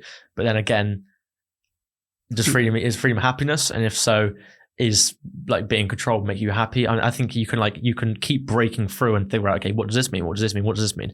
And I think that's interesting, like traveling the world and being like, because there's loads of different sort of communities and stuff that study this stuff. So I think exploring what it actually means is going to be extremely interesting. And I think it's exciting to sort of figure out why you're on this earth. What is the meaning of it? And I would love to kind of get the answer for that before I move on to a different life from here. But now I want to move on to the 7 deep inspired man questions. Okay. And all of them are just simple questions. I just like to call them deep because I want to make the other person scared. No, joking. The first question is, what's the best piece of advice you ever received? Oh, this is good. The best piece of advice I've ever received. I think... I should have prepped me with these. I think the best piece of advice I've received is that failure is imminent. I think it plays into so many different aspects of life, especially when you want to become something and do something. The failure also falls into the same terms of rejection and stuff like this, and things going wrong in the growth mindset. And if you didn't realize that failure is going to happen, then you're scared of failure, right? That is the main reason people don't go outside their comfort zone and do things differently. It's the main reason they don't quit their job and pursue something because of failure. But if you know it's going to happen, and it will happen, I can't remember if you spoke about this, but it's not like, it's the thing when you're here, success is here and failure is in the middle. It's no like you're here in one way, failure, success the other. You have to go through to get to the other end. And once you realize that, there's kind of like no going back. I have a tattoo right here in Greek that says already naked, and it's from a Steve Jobs quote, and it's a whole quote. I can read it out to you, but I won't be able to remember it. And at the end, it's basically saying you are already naked. And what's mean by that is that at the end of the day, you die. At the end of the day, everything happens for a reason, and therefore you have to create what you can. And with it, risk is a part of it. Like going through and things going wrong is a massive part of it. So I think I'm kind of excited for risk, excited for things to go wrong and failure. Of course, there's smart risk and there's dumb risk, and dumb risk can ruin your life. But regardless, like the small bits that you can control, it's going to happen. So you might as well just be ready for it. I love that a lot. And I think just when you describe of that video I made of me here, failure here, and then success. And I think we all must go through failure. And I think most people fear failure is because 1, society, and 2 is their ego. Ego's enemy kind of thing. Failure is the reason people don't do things. It's always failure, or it's scared of it not going the way you wanted it to. And so when you were talking about your friends or like people not taking any actions, I think that's one of the main reasons. 100%. It's things not going the way you want it to, and therefore you're not being in control. But you kind of like the kind of thing of destiny, you have to give a bit of control into whatever's going to happen. You have to give a bit of control into the universe, whatever, and to see where you go. That's what I'd probably say. Do you believe in the law of attraction? That's not a question here, by the way. I do, in a weird way. I mean, I'm not gonna lie, my sister kind of put me off it a bit because she goes like crazy voodoo about it. And she's like, there's an energy that's pulling you this way and all this kind of stuff. So she kind of like put me over the wrong side of it. But I do believe that there's some sort of power. I mean, there has to be like energy that, in terms of law of attraction, you're talking about like what you think about and speak and stuff. Like vibrations, and then, I'm not going to go too deep, but yes, words you put out into existence, everything you visualize, what you want to become, abundance, and all this related stuff. To an extent, I like the science behind it in terms of like when you say, for example, you have a post-it note and you repeat it every single day, it goes into your subconscious, and therefore, whenever you're making a decision that is related in some way, shape, or form, what you have on the post-it note, you'll make the right decision. So I do believe in that. The vibrations and stuff, I'm not 100% sure. I like the science behind it where it can be proven, not like the voodoo stuff where it's like, the energy, you'll be pulled towards this. But yeah, in a sense, I think that like affirmations and stuff is important. And what I always think is that worst comes to worst, it doesn't work. Worst comes to worst, you look at a post-it note every single day on your mirror and nothing happens, but you don't lose anything. You're just kind of like maximizing your potential of something happening. So if you don't do it, like, you don't go backwards, you don't waste 20 seconds of your day every single day looking at it. It's kind of, so I think why not like believe in it and see if something happens. I mean, to give my perspective to it, I've gone in the biggest rabbit holes of like law of attraction and everything. It's so interesting. So my answer to that is always going to be like, I feel like law of attraction is more of like logic. It makes sense, which is the reason why I believe in it. It's worked for me because, the story is weird, but that's another thing. So I'll go to second question, which is, what's the worst piece of advice you ever received? The worst piece of advice. See, I learned quite early on to not take advice from people less successful than you. I learned that as like quite a key thing. So regardless what advice I have been given, I haven't taken it on board. Like I do take all advice on board because I think it's interesting to know. And like, it's like the same thing as consuming, right? You consume as much as you possibly can and you can form your idea from every single perspective possible. It's the same thing with advice. I would love to, what is the worst piece of advice I've been given? I don't know, because like I said, I don't really consume it. If it's bad advice, or I think the person that's giving me advice is not in the right place, it's not somewhere I want to be, I don't take the advice. It's a kind of thing. I've heard the answer from around 3 people on this podcast. You have. And it's really interesting for me because I think I started doing that really late in my journey. I would start taking advice from anyone. Like even if that person is not where I am, I would start taking his advice and be like, we should do that. Well, I'm like, I achieved all of this without your advice. And now if I follow your advice, maybe I'm going backtrack. So I just need to follow my gut and follow the advice which I think is right and keep moving forward. It's hard to determine though what is good advice and what's bad, especially if you haven't lived it, you haven't been in that position. All I say is that we can do is that we can study from people that have already done that, been there. And if you're taking advice from people that are not in a position you want to be, you're doing the wrong thing. Like there's so much advice you can take from other people that have put their life out there and stuff like that. So books is a bigger source. Yeah, it's kind of like a butched answer to what's the worst piece of advice, but I mean, maybe it's a lesson to not take advice from people. Like I think Kanye said it, didn't he? Like, don't take advice from people less successful than you. It doesn't make sense. He said it to what's the name of the guy? Are you richer than me? Piers Morgan. Oh yes, yeah. Yes, that was a funny one. The next question is, what is your definition of success? Definition of success. Okay, definition of success. I think for me personally, it falls into the aspect of. Oh, it's difficult because I would say goals, but then again, I don't set like foundational goals for in the future. So I think for now, the success of what I will sit down and be like, cool, I've hit success, I've hit that metric, is a term of I'm in complete control. And I talk a lot I think I've talked a lot about in this podcast about being in control, but I think it is like the end goal. What success is to have number 1, achieve your goals, but number 2, still have so much more to achieve. If you've got to your goals and you've got to the point where, cool, I'm here, there's no more to go. I don't think you've succeeded necessarily because I think you've kind of just like, you've made a limit. You disguise a limit for you, you've made a limit and you've hit that and now you're done. So I think to keep going and have like an evergreen goal that keeps growing and growing is an aspect of success. But for me, it is just having that time freedom, location freedom, and doing whatever I want to do. And now, although I probably can do that now, I still, same for yourself, you love to work, you love to do, and you love to stay in the same sort of place. So I don't know. I'll let you know when I reach success and I can think, be like, this is it. I think your definition of success right now is something in the current stage you're at, but it's the answer which will evolve over time as well. And many people have either like your one is freedom. Some people might have fulfillment. Some people, but I like the answer you gave as well, because it really suits about what you're doing right now and why that is the reason why that's your definition of success. The next question is, what was the hardest moment in your life? The hardest moment in my life. See, these questions are hard because I'm only 19. So I would love to be like 27 and be like, yeah, when I was 19, this happened. But I don't feel like I've hit those bumps yet. The hardest moment, I think, is making hardest moment in my life.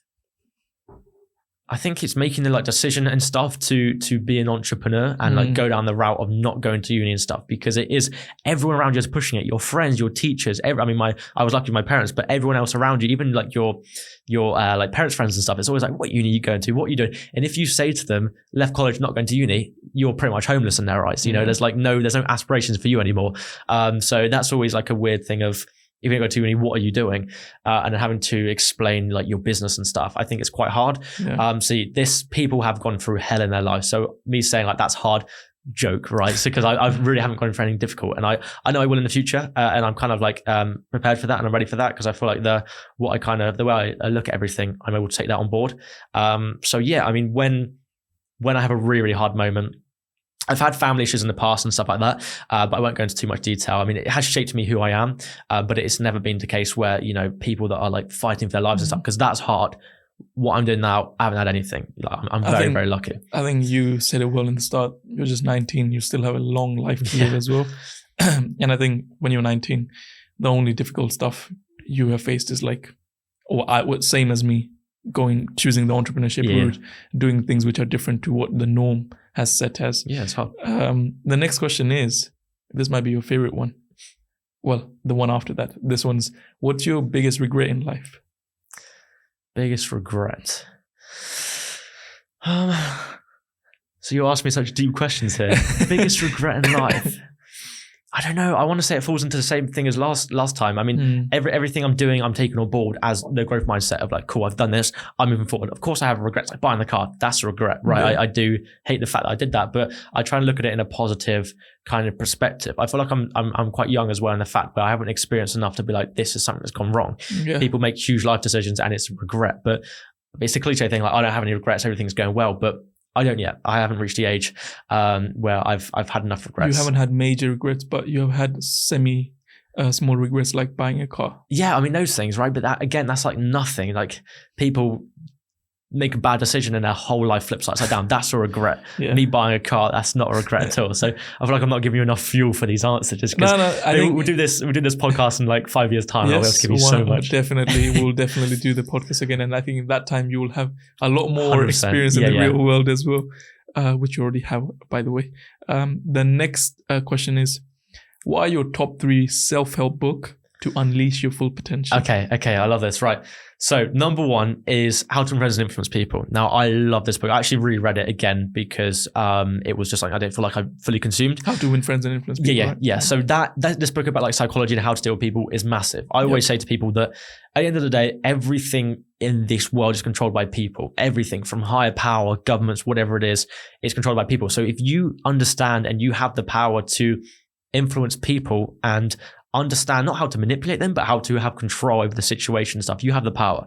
And I think psychology is something that's so overlooked, and is something that a lot of business owners can take on and take advantage of. I listened to a podcast of Ty Lopez, and he disappeared off the face of the internet, right, for like a little period of time, and in it he's been like developing his psychology and stuff. And I think it's so interesting because the best psychologists are people like Elon Musk, are people like Ty Lopez and Rockefeller and stuff like that. The people who understand how to deal with people, because therefore you have the power. That's why it's not necessarily like self-help, like getting yourself out of a rut, but I think it is huge in terms of developing yourself, right? Next one is, I can't remember the name. It's going to be a hard one to choose. It is. Because it's top 3. Top 3. Next one, so just self-development. Yeah. Well, I say to unleash your full potential, so it could be anything which helps you become better. Okay. I would say the next one is probably... Rich Dad Poor Dad, right? That's one that I would always recommend to any beginner to read, just because if you're in a stage where you're not fully aware of how the financial world works, 100% fantastic book to get in. One, I can't actually remember the name of the book for some reason. It just skipped my mind. It's got the F word in the book. I can't remember what it is. The F word. I think I know which one you're referring to. It has a kind of asterisk in the title. It's an orange book. Okay, I'll skip that one because I can't actually remember what it is. But that's a fantastic book. Essentially, I can't actually remember what it's called, but essentially it's fantastic. It's about this guy who he's lived his life and he's like 40 years old and he's traveled to all the countries and he kind of explains.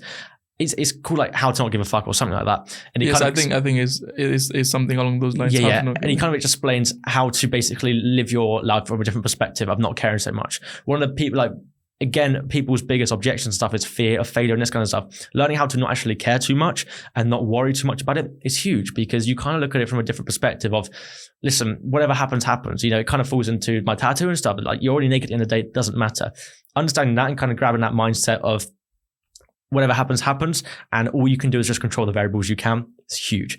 And he talks a lot about his experience, like different cultures and stuff. And when he went to like Russia and, you know, people don't speak to each other and everyone pretty much is like as human as possible. And then you look at it in the Western world where everyone has a fake persona and everyone, like people you meet in the street and you smile, although you couldn't care less, this kind of thing. It's just interesting to look at it from a different perspective. So that is one of them. Which I'm so annoyed I can't remember the name of now. I think we'll put that book here as soon as we find it. And then the final one is Surrounded by Idiots. Fantastic book. So I recently did a YouTube video about it actually, of like how it's split up into 4 quadrants. But again, this kind of like a development of understanding people, huge, and how to basically pinpoint them. Like, cool, I can look at you and say you are these colors, and therefore I can kind of conversate with you in a way that you like. An example I use from my YouTube video is like, so for example, you went in for a job interview, right? And you went in for an interview with the person and you kind of put on this persona, but you didn't fully analyze who they were as a person first. And everything went wrong because you clashed, your personalities didn't match and stuff, you lost the job interview. Whereas if you went in, you analyzed them, understood who they were and what personality they were, and then you can kind of morph yourself into one that suits and you get a job interview and you get the job success, right? That is like, understanding people, I think is huge. And this idea of psychology, I think, is something I want to look so much more into. I studied psychology at A level, and I really do want to push more into it, and really like it become one of my brands. Like all self-help and some of that kind of falls into psychology in some way. And even like the content, you know, you see and people like Gabriel making stuff like that. It's like about psychology tips and tricks, and like what's his name, Mark Tilbury. Yeah, Mark Tilbury, and like you know, how to make people do this and this kind of thing. I think psychology is a topic I didn't know what it was about in A levels, and I think I wish I studied that because just like you, I'm really interested in learning how the brain works and like what. It's so interesting. There's so much there to learn, and it can help you so much and become better. I always try and not make time for it because I feel like if I go in that rabbit hole, that would be another kind of... You've been missing for like 3 months. Yeah, basically that's the reason why. But that was a great answer to the 3 books. So Surrounded by Idiots, How to Win Friends and Influence People. And the last one is probably How to Not Give a Fuck. I think that's... It's something like that. I think it's along those lines, yes. The last and final question is, what are your 3 habits that got you here? I love that. Okay, cool. 3 habits. So one that pops to mind straight away is really having a structure for your days, right? A lot of people's biggest like a reason is like, I don't have enough time in a day. Maybe they work a 9 to 5 or something. They don't want to pursue something else because they have enough time. Completely understandable. But when you really map out your day and look at it as like a kind of like 6 a.m. till midnight kind of thing, and you block out the hours where you're working with your kids, whatever it is, you really realize how you have time in your day. And I think making those tiny adjustments where you can, I just use Google Calendar because it's fantastic, but I used to use a pen and paper and you just like make a block, cool, from 6 to 5:30, I'm going to be doing this. I'm going to just do research, done. And all that kind of thing of the Parkinson's law. You're familiar with that? Or Parkinson's law. I was going to say Pomodoro, but its time will fill a task will fill the time allocated for its completion. Oh, yes. So it's like if you give yourself half an hour to complete something, it will take half an hour. If you say throughout the whole day, whenever I find time, I'm going to research crypto, you'll probably do it towards the end of the day, and like an awful kind of like effort towards it. So giving yourself like a block of time is huge because it just means that you are like developing in any way, shape, or form. Another thing that I do is that when I schedule out my day, I have like 4 pillars of where I want to grow in life. And this is socials, as in like TikTok and this kind of thing, business, mental and fitness, right? So it's like my 4 aspects where I want to grow. As long as I see one of those colors every single day, whether I do like 4 things, I go to the gym, I read a book, I work on the business, I do some client acquisition, and I post a TikTok, I know I work on every single aspect of what I want to work on. At the end of the day, I just feel productive. I feel like cool. I feel like I've had success for that day kind of thing. And I think there's a lot of people that, you don't want to move forward because you don't feel like you're growing. But if you know you're ticking every single box of what you want to grow in, you can't really go backwards. So that's one habit that I think is very, very, very, very good. The next habit I think is education. Be open to learning new things and be open to be a consumer. As you develop a bit more, you kind of want to flip that on its head and be like, don't be a consumer, be a producer. Because obviously the producers make the money, but be a consumer, be happy to consume content regardless what it's about. Now it's up to you to decide what you consume and whether it's absolute waffle and it's like, it's just meme rubbish. pages. Exactly, right? Or you consume stuff that's helpful. And it's hard as well, especially when you're on TikTok and all you want is that dopamine hit. It's hard to stop on a video and actually listen to a video about money or whatever it is. Trust me. And that's why it's hard to make content, right? Because you don't want to sound like a scammer or like someone that's like, you can make this much money, but you're also going to grab people's attention. So be open to consuming. It's also given us more reason for people to watch our channels. But yeah, be open to consuming content because, you don't develop if you don't educate yourself. And therefore, even like books and stuff. I mean, I never read a book before, before Rich Dad Poor Dad. But when you realize you're reading something that you're actually passionate about, it becomes like a thing you want to do.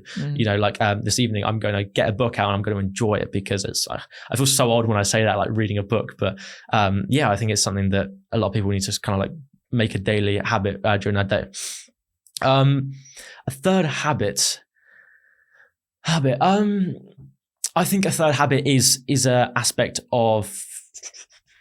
I don't know. I like a fitness habit, right? I like a moving habit. I was just thinking of that, and I'm like, I think you were really into fitness, so maybe that could be. Yeah. I mean, I've been doing MMA since I was like 11, like mixed martial arts. I'd stopped recently when I moved, but moving every single day, because it works like scientifically, right? Where how your body works. If you move and you get that serotonin, that dopamine, you genuinely feel better. You're more productive. You work harder and this kind of thing. So getting like 30 minutes of activity in every single day. I mean, I'm trying to do like a 75 hard at the moment, like one of those things. It's kind of like toned down a bit to what suits me, but one of them is going gym every single day, like doing something, whether it's cardio or whatever it is.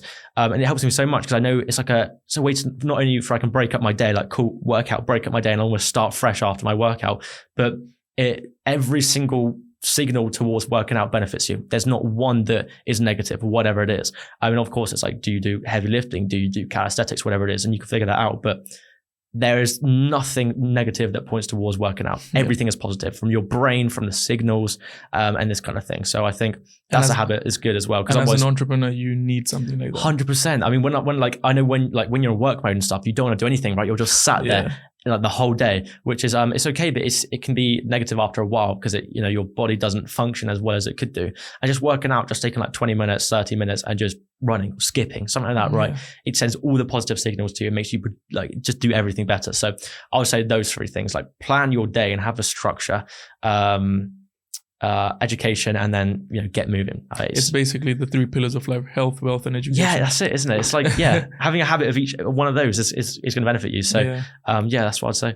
I really love that answer. And one thing you mentioned in the start about Parkinson's law and how that allows you to kind of get work done. I think one thing you can also add with that is Newton's law of motion, which is like you set something for 5 minutes, you keep doing that for 5, and then that will turn into 10, 20, 30. 100%. Just like reading as well. Some people don't prefer reading. Like I love reading self-help books, but sometimes you're just like, 2 pages. Okay, let me just read. Let me just read for 1 minute, and then you will just automatically fall in love. You kind of finish a page. I'll finish a paragraph, kind of thing. 100%. Those like little things you can almost manipulate yourself in a way. It's like setting yourself an hour to do something. You're manipulating yourself. Although it's conscious, you're still doing something that, although you don't want to do it consciously, you're now subconsciously doing, like the reading more and stuff like this. And manipulating your own brain is the hack to achieving wealth. I mean, those was amazing answers for the deep questions.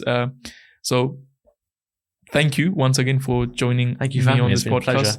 And I think your story is incredible. It's just starting as well. That's something surprising as well, because you're just 19. And I'm sure by the time you're my age, 23, you'll be miles ahead in your journey as well. And I'm looking forward to probably see you again on this podcast, probably in the future as well. And guys, if you don't follow Callum, all his social media links will be in the description. So go check it out.